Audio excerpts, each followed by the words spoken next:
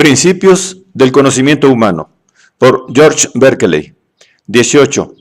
101. La filosofía natural y las matemáticas. Las dos grandes ramas de la ciencia especulativa que versan sobre las ideas recibidas por los sentidos y las mutuas relaciones que existen entre ellas son la filosofía natural y las matemáticas. Haré algunas observaciones sobre estas ciencias y primeramente sobre la filosofía natural. En este terreno quieren jactarse de su triunfo los escépticos, el cúmulo de argumentos que aducen para subestimar nuestras facultades y hacer aparecer al hombre en condiciones de inferioridad y suma ignorancia. Lo fundan en el principio que establecen diciendo que estamos invenciblemente ciegos con respecto a la naturaleza real y verdadera de las cosas. Y, al desarrollarlo, exageran a placer semejante acerto. Somos, según ellos, miserablemente engañados por nuestros sentidos. Nuestras especulaciones no pasan de meros entretenimientos con la apariencia externa de las cosas. La esencia real, las cualidades íntimas, la constitución del más pequeño cuerpo, escapan a nuestra comprensión. Hay algo en cada gota de agua, en cada grano de arena, que se encuentra más allá de todo poder humano, y que no es posible sondear ni comprender. Mas, si se atiende a lo que antes hemos explicado, se verá que este clamoreo carece de fundamento, y que de tal manera estamos influidos por principios falsos que desconfiamos hasta de nuestros sentidos y tememos no comprender nada de aquello que conocemos perfectamente. 102. Una de las causas que más han contribuido a que nos declaráramos ignorantes de la naturaleza de los seres ha sido, indudablemente, la opinión muy corriente de que cada cosa encierra dentro de sí misma la razón de sus propiedades, o bien que en cada objeto hay una esencia íntima, que es la fuente de la que dimanan sus cualidades externas y de la cual dependen. Ha habido quien ha pretendido dar una explicación del aspecto exterior de las cosas, fundándose en cualidades ocultas, pero la mayoría de los filósofos las hacen derivar de causas mecánicas, como son la figura, el movimiento, el peso y otras propiedades semejantes, consideradas en partículas diminutas. En realidad, no hay otro agente o causa eficiente más que el espíritu, pues es cosa manifiesta que el movimiento, al igual que las demás ideas, es del todo inerte. Véase el párrafo 25. Así, al tratar de explicar la producción del color o del sonido por el movimiento o la figura, cada cual puede pensar que está en lo cierto, pero sería fatigarse en vano el pretender forjarse de ello una idea abstracta por la magnitud y otras cualidades semejantes. Por eso, vemos que los esfuerzos hechos en este sentido no son ni mucho menos satisfactorios, y en general esto sucederá siempre que una idea o cualidad quiera considerarse como causa de otra. No creo necesario recordar el gran número de hipótesis abandonadas para explicar cualquiera de los fenómenos, pero sí haré observar que con nuestra doctrina se simplifica mucho el estudio de la naturaleza. 103. La atracción es un efecto y no una causa. El gran principio mecánico que ahora está en boga es la atracción. Con ella se pretende explicar suficientemente el que una piedra caiga hacia la tierra, o que las aguas del mar se vean agitadas por la luna. Pero, ¿en qué forma nos ilustra semejante explicación? ¿Acaso esa palabra significa el modo de una tendencia de las cosas? ¿O que los cuerpos se aproximan por un movimiento recíproco sin que sean lanzados unos contra otros? Pero, con todo ello, nada se aclara sobre la realidad del hecho de la acción. Y puesto que prácticamente nada sabemos de esto, lo mismo podemos llamar a esta acción impulso o empuje que atracción.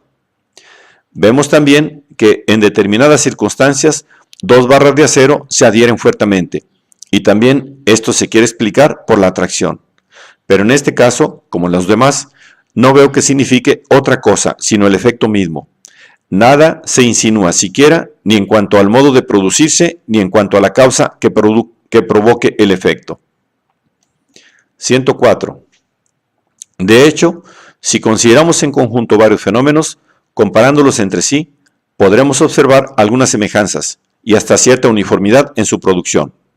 Por ejemplo, en la caída de una piedra hacia la tierra, en la elevación que la luna determina en las aguas del mar, en la cohesión y en la cristalización. Hay algo semejante, que es la unión o recíproca aproximación de los cuerpos, de suerte que ninguno de estos o análogos fenómenos puede parecer extraño o sorprendente a quien quiera haya observado y comparado detenidamente los efectos de la naturaleza. Solo se juzga anormal o extraordinario el caso no común, que se presenta aislado, fuera del curso acostumbrado de nuestra experiencia. Que los cuerpos se dirijan hacia el centro de la Tierra no nos sorprende, porque eso lo vemos a diario. En cambio, la mayoría de los hombres considerará muy extraño el que los cuerpos graviten igualmente hacia el centro de la Luna, porque esto solo se aprecia en las mareas. Sin embargo, un filósofo de mayor amplitud de pensamiento que el vulgo y que ha observado mayor número de fenómenos de la naturaleza y multitud de semejanzas o analogías entre la Tierra y los demás astros, de las que deduce que los cuerpos tienen una tendencia recíproca, designada con el nombre de atracción, podrá juzgar con más exactitud de los hechos que a la atracción se reduzcan. Y así se explicará las mareas por la atracción entre la Luna y el globo terráqueo, cosa que no le parecerá extraña o anómala, sino caso particular de una ley general de la naturaleza. 105.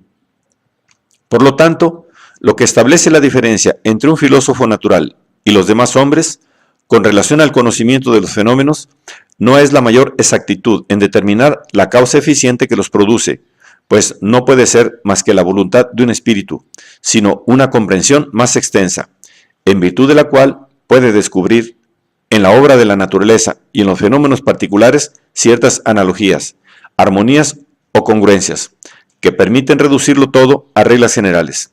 Véase el párrafo 62. Y estas, por estar fundadas en la uniformidad con que se producen los efectos naturales, son más conformes con la índole de nuestra mente, que no se siente satisfecha hasta haberlas encontrado a través de su investigación. Una vez descubiertas las leyes generales de los fenómenos, se extiende nuestra vista más allá de lo que está presente y próximo a nosotros. Mediante ellas podemos hacer conjeturas muy verosímiles sobre cosas que han sucedido a mucha distancia de nosotros en el tiempo y en el espacio, e igualmente predecir lo por venir. El esfuerzo por lograr esta suerte de omnisciencia es lo que caracteriza y estimula nuestra mente. 106. Precaución necesaria en el uso de las analogías. A pesar de todo, en estos procesos de inducción analógica debemos proceder con suma circunspección, pues de lo contrario corremos el riesgo de extender indebidamente el alcance de las semejanzas y de establecer postulados muy generales en perjuicio de la verdad, solo por satisfacer el anhelo natural de nuestro entendimiento. Por ejemplo, hay muchos que no dudan en afirmar que la gravitación es universal, simplemente por haber observado que se da un gran número de casos, y afirman que el atraer y ser atraído un cuerpo por todos los demás es cualidad esencial e inherente en todos ellos. En contra de esa universalidad, vemos que las estrellas fijas no tienen la tendencia recíproca o atracción que supone la teoría de la gravitación. Más aún, la gravitación está tan lejos de ser esencia a los cuerpos, que en muchos fenómenos se observa precisamente lo contrario, como en el crecimiento de las plantas, vertical y hacia arriba, huyendo del centro de la Tierra y en la elasticidad del aire. No hay, pues, en este caso, nada necesario ni esencial, sino que todas las cosas dependen de la voluntad del espíritu, el cual dispone que unos cuerpos penetren en otros o tengan una tendencia recíproca siguiendo leyes determinadas, mientras que hace que otros se mantengan a distancia invariable, y aún a algunos les comunica una propiedad contraria, haciendo que se separen mutuamente, todo según el juicio sapientísimo de aquel ser infinito. 107. Después de lo dicho, creo que podremos sentar las conclusiones siguientes. Primera, es cosa evidente que los filósofos divagan inútilmente cuando pretenden hallar una causa natural o eficiente, distinta de la mente o espíritu. Segunda, Considerada la creación entera como la obra de un agente sabio y bueno, parece lo más natural que los investigadores se ocupen en averiguar las causas finales de las cosas, al contrario de lo que muchos hacen.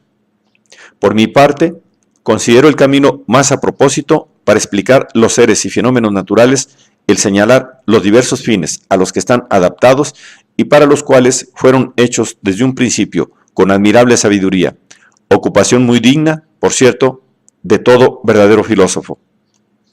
Tercera, de lo anteriormente dicho, no se puede deducir que se haya de abandonar el estudio de la naturaleza o que no se hayan de hacer observaciones y experimentos que nos permitan establecer leyes generales, las cuales no derivan de aspectos o relaciones inmutables entre las cosas, sino de la sabiduría y bondad para con los hombres en el gobierno del mundo. Véase los párrafos 30 y 31. Cuarta, mediante una diligente observación de los fenómenos que están a nuestro alcance, podemos descubrir las leyes generales de la naturaleza y por ellas deducir, no demostrar, los demás fenómenos, pues todas las deducciones de este género se fundarán en el supuesto de que el autor de la naturaleza obra siempre de un modo uniforme, observando invariablemente las reglas que nosotros tomamos como principios, reglas que nos es imposible conocer con toda evidencia. 108. 3 analogías. Los que, partiendo de los fenómenos, quieren establecer leyes generales y después derivar de estas los fenómenos, parece que se detienen en considerar los signos más bien que las causas. Se pueden comprender muy bien los signos naturales sin conocer sus analogías y sin poder, 1. Explicar el porqué de una ley. Y así como es muy posible incurrir en impropiedades del lenguaje, 2. Al escribir, siguiendo con demasiado rigor las reglas gramaticales, del mismo modo, al investigar las leyes naturales, nos es improbable que extendamos las analogías más allá de lo justo, incurriendo por tanto en error. 109. Así como 3. Al leer un libro, todo lector avisado fijará su atención en el sentido de lo que lee para aplicarlo a la práctica sin detenerse en inoportunas observaciones gramaticales, del mismo modo, al recorrer el gran libro de la naturaleza, sería rebajar la dignidad de la mente humana el pretender reducir con exactitud minuciosa todos los fenómenos a leyes generales o derivarlos como consecuencias de ellas. Hemos de buscar objetivos más elevados, como son 1. Recrear y ennoblecer la mente con la contemplación de la belleza, orden, número y variedad de las cosas. De aquí, 2. Elevarnos a considerar la grandeza, sabiduría y bondad del Creador. Y por último, en cuanto de nosotros dependa, 3. Hacer que los seres todos nos lleven al fin para que fueron creados, a saber, la gloria de Dios, el sustento y solaz de nosotros mismos y de las demás criaturas. 110. La mejor guía para el estudio de la naturaleza es sin duda cierto tratado de mecánica de universal y merecido renombre, en cuya introducción, al hablar del espacio, tiempo y movimiento, se los divide en absoluto y relativo, verdadero y aparente, matemático y vulgar, distinción que, según explica profusamente el autor, supone que estas cantidades tienen existencia independiente del entendimiento y que de ordinario se las concibe solo con relación a las cosas sensibles, con las cuales, sin embargo, atendida su propia naturaleza, no tienen nada que ver. El autor se refiere a la obra de Isaac Newton.